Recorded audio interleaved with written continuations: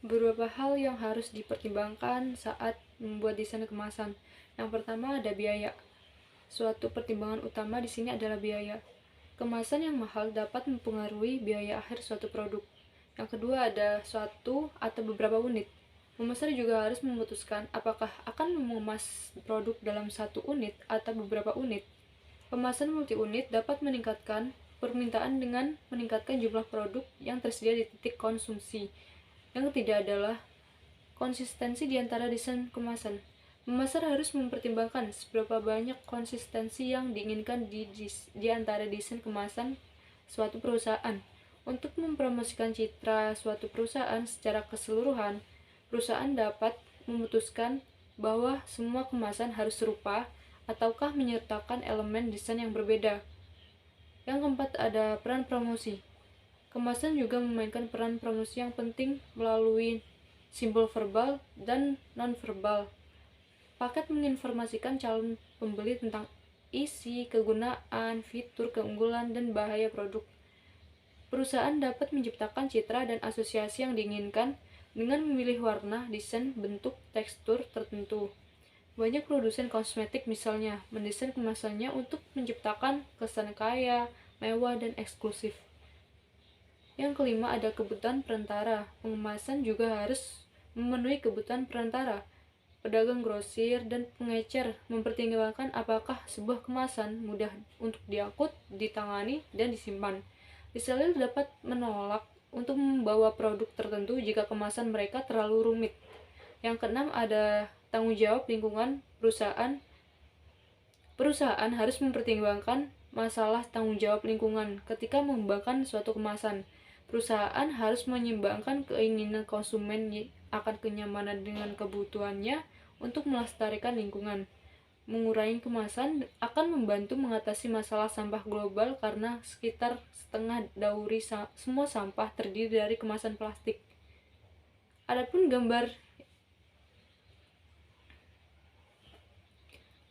gambar tersebut menjelaskan tentang pertimbangan desain yang baik.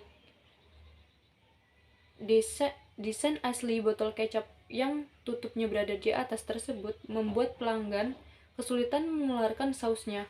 Untuk mengatasi masalah tersebut, Heinz meletakkan tutup di bagian bawah botol dan membuat lubangnya lebih besar. Selain itu, Heinz membuat botol bisa dipencet atau diremas supaya saus tersebut cepat keluar. Pelabelan atau labeling adalah penyajian informasi pada suatu produk atau kemasannya.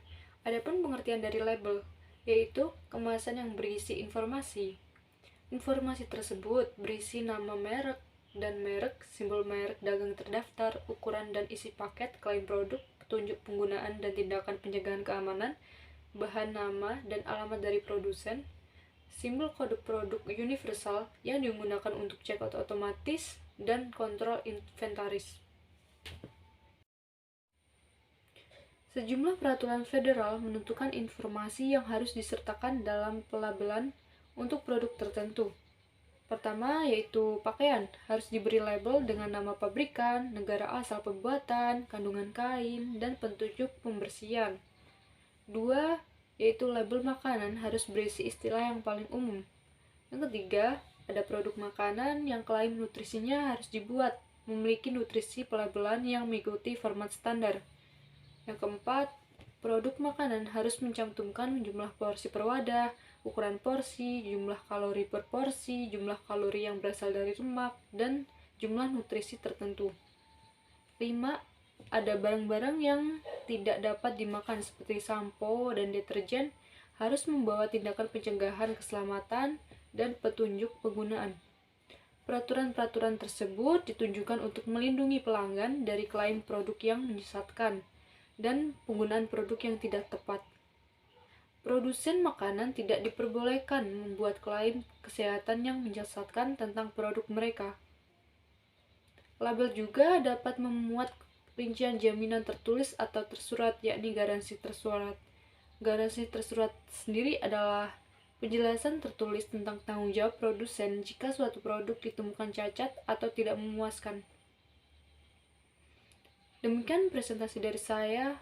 Materi selanjutnya akan dijelaskan oleh teman saya. Assalamualaikum warahmatullahi wabarakatuh.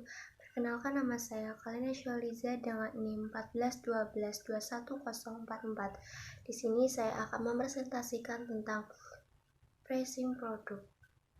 Harga suatu produk, apa sih harga suatu produk itu? Harga suatu produk itu merupakan jumlah uang yang bersedia diterima penjual untuk ditukar dengan produk pada waktu dan keadaan tertentu, sehingga nantinya produk telah dirancang untuk memuaskan pasarnya sekaligus menghasilkan keuntungan bagi penjualnya, dan perusahaan dalam menentukan harga harus bisa mengklasifikasikan harga tersebut hanya untuk produknya. Di dalam harga suatu produk terdapat persaingan harga dan non-harga.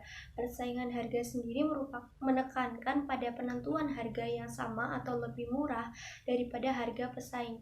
Sedangkan persaingan non-harga itu merupakan persaingan berdasarkan faktor-faktor lain selain harga, seperti kualitas produk, layanan, promosi, dan packaging, dan lain-lain. Dan yang terakhir terdapat diferensiasi produk. Ini termasuk proses pengembangan dan mempromosikan perbedaan antara satu produk dan semua produk sejenisnya. Selanjutnya ada tujuan penetapan harga.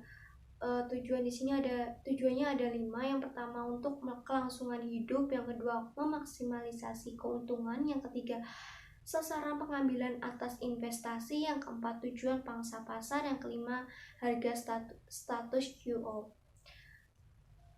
Selanjutnya ada metode penetapan harga. Metode penetapan harga di sini ada 3. Yang pertama penetapan harga berbasis biaya, yang kedua penetapan harga berbasis permintaan, yang ketiga ada penetapan harga berbasis persaingan.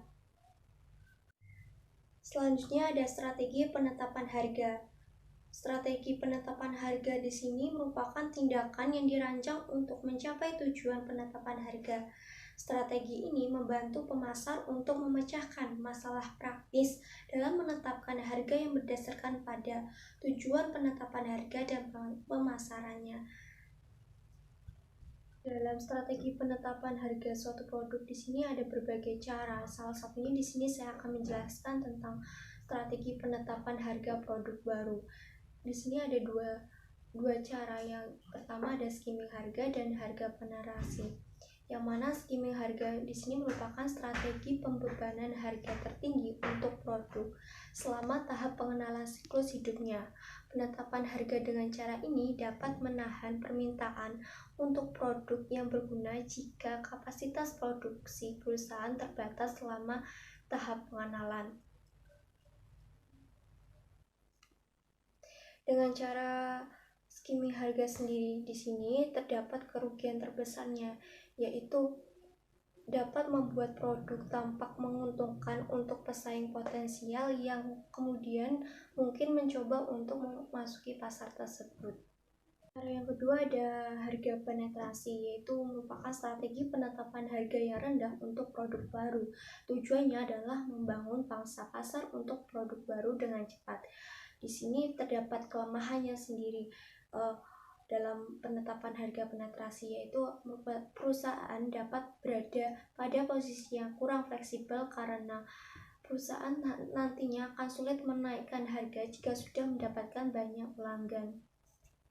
Selanjutnya ada penetapan harga diferensial. Di sini ada 4 cara strateginya. Yang pertama ada negosiasi, yang kedua ada pasar sekunder, yang ketiga ada harga periodik, yang keempat ada harga acak. Yang pertama negosiasi. Negosiasi di sini adalah harga akhir terbentuk melalui tawar-menawar, yang mana penetapan harga ini sering dilakukan meskipun daftar harga sudah ditentukan. Lalu selanjutnya ada pasar sekunder. Apa sih cara ini? Pasar sekunder. Cara dengan pasar sekunder ini menetapkan satu harga untuk pasar sasaran utama dan harga berbeda untuk pasar yang lain. Umumnya di pasar sekunder harganya lebih rendah. Yang ketiga ada harga periodik. Harga periodik di sini strateginya pengurangan harga sementara yang terencana atau secara sistematis.